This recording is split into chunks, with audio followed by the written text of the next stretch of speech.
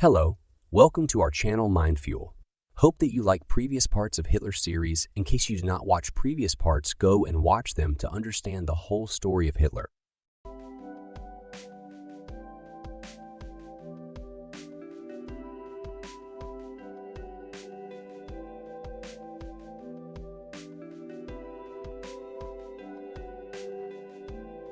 Foreign policy claimed his greater interest. As he had made clear in Mein Kampf, the reunion of the German peoples was his overriding ambition. Beyond that, the natural field of expansion lay eastward in Poland, the Ukraine, and the USSR. Expansion that would necessarily involve renewal of Germany's historic conflict with the Slavic peoples, who would be subordinate in the new order to the Teutonic master race. He saw fascist Italy as his natural ally in this crusade. Britain was a possible ally, provided that it would abandon its traditional policy of maintaining the balance of power in Europe and limit itself to its interests overseas. In the West, France remained the natural enemy of Germany and must, therefore, be cowed or subdued to make expansion eastward possible. Before such expansion was possible, it was necessary to remove the restrictions placed on Germany at the end of World War I by the Treaty of Versailles. Hitler used all the arts of propaganda to allay the suspicions of the other powers. He posed as the champion of Europe against the scourge of Bolshevism and insisted that he was a man of peace who wished only to remove the inequalities of the Versailles Treaty. He withdrew from the Disarmament Conference and from the League of Nations, October 1933, and he signed a non-aggression treaty with Poland, January 1934. Every repudiation of the treaty was followed by an offer to negotiate a fresh agreement and insistence on the limited nature of Germany's ambitions. Only once did the Nazis overreach themselves. When Austrian Nazis, with the connivance of German organizations, murdered Chancellor Engelbert Dollfuss of Austria and attempted a revolt, July 1934, the attempt failed and Hitler disclaimed all responsibility. In January 1935, a plebiscite in the Saarland with a more than 90% majority returned that territory to Germany. In March of the same year, Hitler introduced conscription. Although this action provoked protests from Britain, France, and Italy, the opposition was restrained, and Hitler's peace diplomacy was sufficiently successful to persuade the British to negotiate a naval treaty, June 1935, recognizing Germany's right to a considerable navy. His greatest stroke came in March 1936, when he used the excuse of a pact between France and the Soviet Union to march into demilitarized Rhineland, a decision that he took against the advice of many generals. Meanwhile, the alliance with Italy, foreseen in Mein Kampf, rapidly became a reality as a result of the sanctions imposed by Britain and France against Italy during the Ethiopian War. In October 1936, a Rome, Berlin Axis was proclaimed by Italian dictator Benito Mussolini. Shortly afterward came the Anti-Comintern Pact with Japan, and a year later, all three countries joined in a pact. Although on paper, France had a number of allies in Europe, while Germany had none, Hitler's Third Reich had become the principal European power.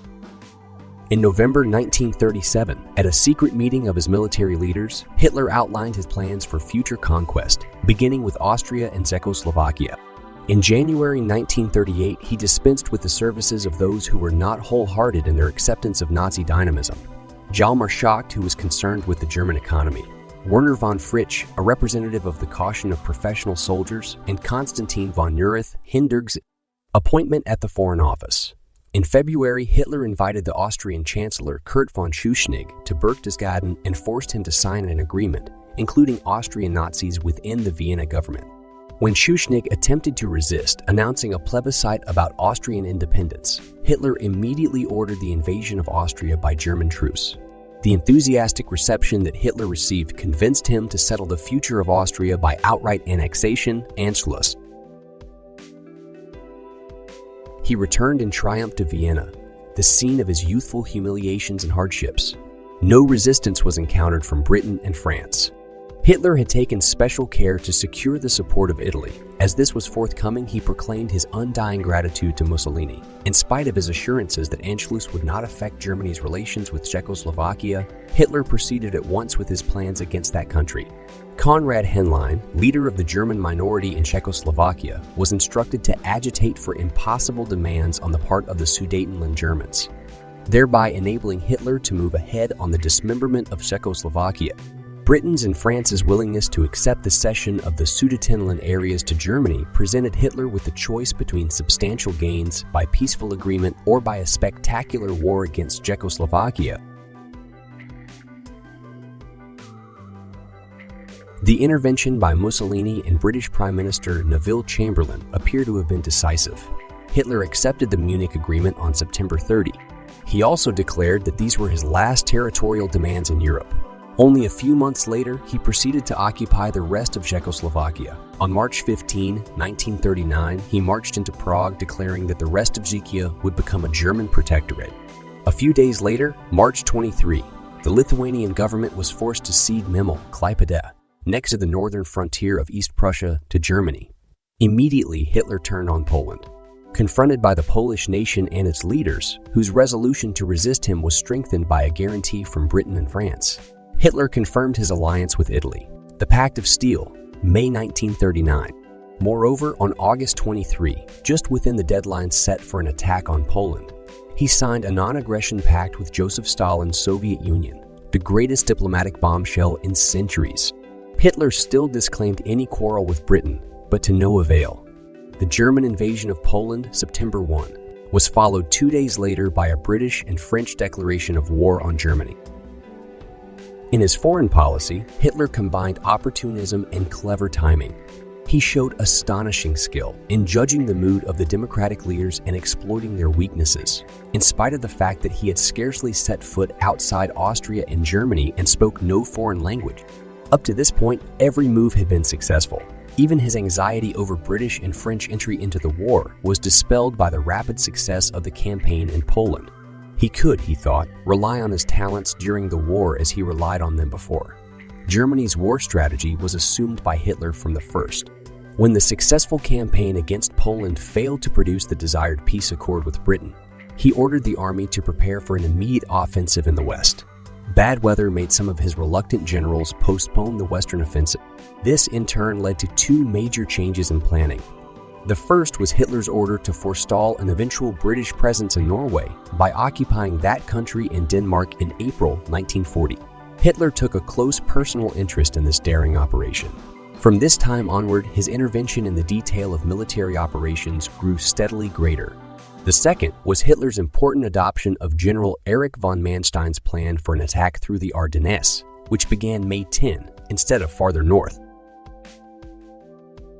This was a brilliant and startling success. The German armies reached the Channel ports, which they had been unable to reach during World War I, in 10 days. Holland surrendered after 4 days and Belgium after 16 days. Hitler held back General Gerd von Rundstedt's tanks south of Dunkirk, thus enabling the British to evacuate most of their army, but the Western campaign as a whole was amazingly successful. On June 10, Italy entered the war on the side of Germany. On June 22, Hitler signed a triumphant armistice with the French on the side of the armistice of 1918. Hitler hoped that the British would negotiate an armistice. When this did not happen, he proceeded to plan the invasion of Britain, together with the elimination of British air power. At the same time, preparations were begun for the invasion of the Soviet Union, which in Hitler's view was Britain's last hope for bulwark against German control of the continent. Then Mussolini invaded Greece, where the failures of the Italian armies made it necessary for German forces to come to their aid in the Balkans and North Africa. Hitler's plans were further disrupted by a coup d'état in Yugoslavia in March 1941, overthrowing the government that had made an agreement with Germany.